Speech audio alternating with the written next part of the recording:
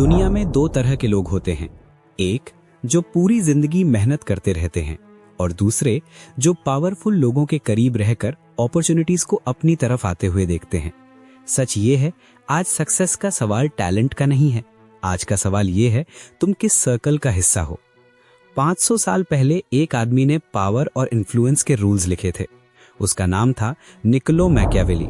और सबसे इंटरेस्टिंग बात यह है, आज भी दुनिया वही रूल्स फॉलो करती है, बस उनके नाम बदल दिए गए हैं। पावरफुल लोग रैंडमली पावरफुल नहीं होते। वो लोगों को समझते हैं, उनके बिहेवियर को पढ़ते हैं और सबसे ज्यादा वो ये जानते हैं कि कौन उनके करीब आने लायक है और कौन सिर्फ भीड़ का हिस्सा है। पावरफुल लोगों के पास जाने का सबसे बड़ा रूल ये है कि उनके सामने कभी भी डायरेक्ट रिक्वेस्ट मत बनो, क्योंकि उनके पास ऑलरेडी रिक्वेस्ट की कमी नहीं होती। जो आदमी सीधा बोलता है सर मुझे हेल्प चाहिए, वो पहले ही अपनी वैल्यू कम कर देता है।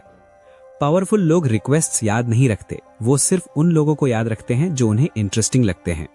इसलिए जब तुम उनके पास जाते हो तो मदद नहीं, समझ दिखाओ। उन्हें फील कराओ कि तुमने उनका काम देखा है, समझा है और रिस्पेक्ट किया है। इंसान लॉजिक से नहीं चलता, इंसान अपनी इमेज से चलता है। अगर तुम किसी पावरफुल आदमी को ये फील करा दो कि वो इंपॉर्टेंट है, कि वो डिफरेंट है, तो तुम ऑटोमेटिकली उनके दिमाग में रह जाते हो। टैलेंट बाद में आता है, पहले ईगो सेफ फील करना चाहिए। एक और गलती जो ज्यादा लोग करते हैं वो ये है कि वो पावरफुल लोगों के सामने ज्यादा स्मार्ट दिखने की कोशिश करते हैं। सच ये है, पावर के सामने ब्रिलियंस अक्सर थ्रेट बन जाती है। अगर तुम उनसे ज्यादा तेज दिखने लगे तो वो तुम्हें अपॉर्चुनिटी नहीं, डिस्टेंस देंगे। इसलिए पहले उन्हें शाइन करने दो, तुम्हारा वक्त बाद में आएगा। पावरफुल लोग के पास डायरेक्ट पहुंच मांगना सबसे वीक मूव होता है। स्ट्रांग लोग पहले अपनी प्रेजेंस क्रिएट करते हैं। नाम धीरे धीरे सर्कुलेट होता है, कमेंट से, रेफरेंसेस से, म्यूचुअल सर्कल से। जब कोई पावरफुल आदमी पहली बार तुम्हारा नाम सुने और उसे लगे ये नाम पहले भी सुना है, तो तुम ऑलरेडी जीत चुके हो। पावरफुल लोग प्रॉब्लम सुन सुन के थक चुके होते हैं, इसलिए जो आदमी सिर्फ प्रॉब्लम लेकर जाता है वो बोझ बन जाता है, और जो आदमी ऑप्शंस लेकर जाता है वो एसेट बन जाता है।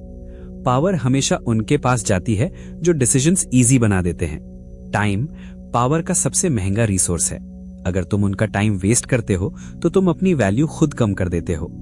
5 मिनट का क्लियर पॉइंट 30 मिनट के कंफ्यूजन से ज्यादा स्ट्रांग होता है। पावर सर्कल्स के अंदर दिखाई नहीं देने वाली लड़ाई चलती रहती है, इसलिए कभी भी गलत साइड पे खड़े मत दिखना। कभी कभी न्यूट्रल रहना भी एक इंटेलिजेंट मूव होता है। जो आदमी हर वक्त अवेलेबल होता है वो वैल्यूएबल नहीं लगता। सच में पावरफुल लोग उन्हीं लोगों को रिस्पेक्ट देते हैं जिनके पास अपनी लाइफ होती है, अपना पर्पस होता है। बिजी होने का ड्रामा मत करो, सच में कुछ बिल्ड करो।